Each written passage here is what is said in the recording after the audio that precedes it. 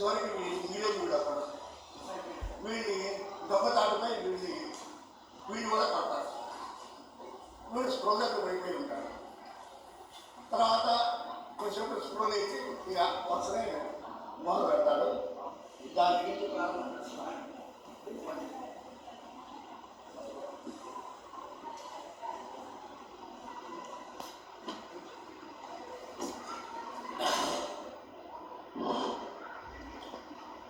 స్పృహకి పడిపోయి ఉంటాడు.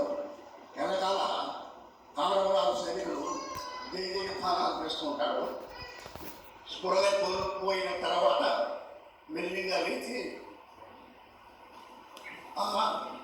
ఇదేమది కామరమరాల సైనికులు విజయమని తీర్చాలనుకుంటున్నాయా శ్రీ మనమసిద్ధ సార్వభౌముడు సన్నిహిత సేనాధ్యక్షుడని నేను జీవించి ఉండగా మా విజయ పతాక కమరతిగా మా నగర సేవలో ఎన్నడూ లేని దుర్భరతులయ్యా పరాజయ సంతస్తమనమా అనుక్షం అత్యము అనోక్షము ఓరు నిశ్వాసఘాతమైన ఓ కనీర రాష్ట్ర పాలకులారా ధీరులైన ఓ కారపరాధ సైనికులారా తాత్కాలిక విజయలేసుకుని గర్వించుగా ముందులే రాని పాటలు పెరిగి పొందలారా రణములో ప్రియుక్తితో దాసులే వచ్చి సన్నిహితులను ప్రార్థించుతున్నట్టు నటించి కాలము గడిపి దొంగకాడుగా నాపై ప్రహారములు చేసి నేను పొగదప్పి ఉండగా పారిపోయి విజులను చూసుకుంటే భర్తల మాత్రించుకున్న మీది ఒక పాత్రమేనా మీరు ఒక కలిగిన భగవానేనా శత్రు కంటలు మొత్తం ఇది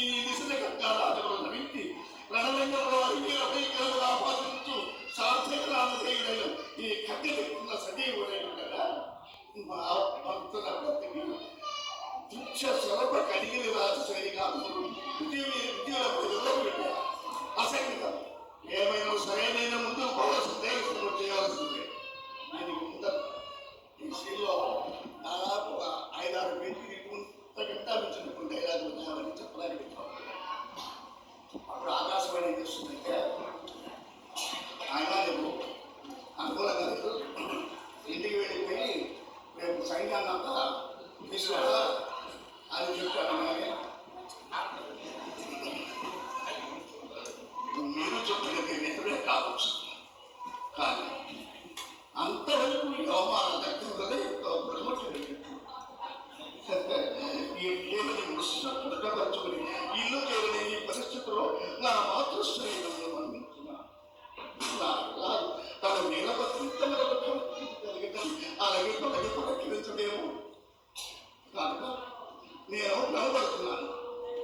మొదల కొంచెం విద్య అందించుకుంటున్నాను. యథార్థం తెలిసిన తర్వాత వారిని ఆయన ముగించుకున్నా తాను నన్ను కాకముందు మృగమని కలిగి తదుపరి కర్తవ్యం ఇచ్చినాను. అదిలో మహత్వం గృహ ప్రాంగణంలో మా తల్లి కావులు పాదాపు శ్రద్ధగా ఉండవేసి లాభ పెంచుతున్నది. నా పదాజీ వార్త వీటికి కూడా తెలియలేదు కదా. కారణంలో అమ్మను సమీపించుతాం. అమ్మా అమ్మా నేను విజయలక్ష్మి సైతం రాలేదమ్మా. శత్రువుల మోసం చేస్తున్నారు, అందుచేత వారు సమాప్తమనలేదు. లోకంలో సైన్యములు తాగబడి చతురంగములతో సాగి వారిని యమచంద్రుడికి పంపించడము. అమ్మా ఏ ఒక్క బహుమతి నీ త్రిపరక్రమందు నీకు నమ్మకం లేదా? నా ఈ వాక్యములు శతమాని పోతానని బతకలి. అమ్మా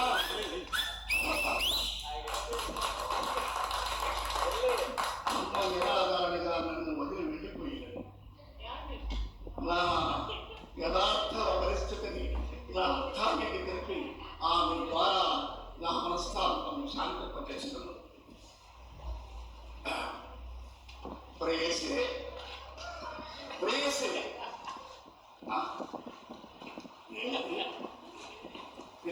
ఎప్పుడో గ్రహించగలిగే అదిగో నేను నా ప్రేయసి త్వరగా వరద దృష్టిని నా వైపే పుట్టుతుంది. అలాగే వాటి నీకు కూడా తెలియలేదు కదా. సమీపించడం మా అర్థాన్ని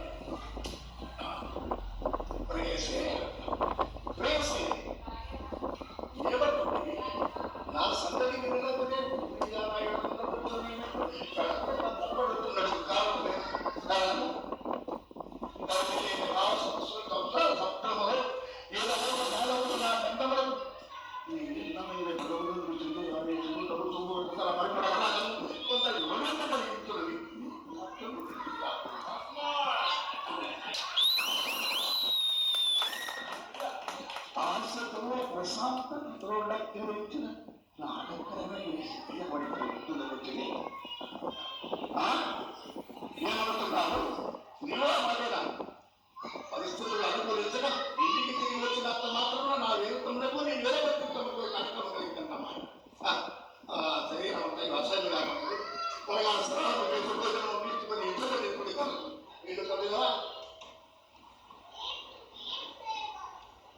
ఆ ఏర్పాటు నేను స్నానం చేయటం మంచమంటామా ఓడిపోయి పశువు ఉంటుందా కట్టుకుంటే వచ్చి రామనిపోయిందన్నమాట. సరే రణరంగం నుండి తిరిగి వచ్చిన నేను స్త్రీ సముడని తాత్పర్యం నాకు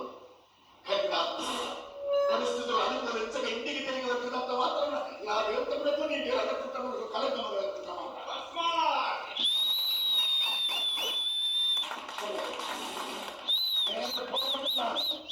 పశ్చాత్తాపడిన ప్రయోజనమైన సమయము నీకు సంప్రాప్తము కాగలదు.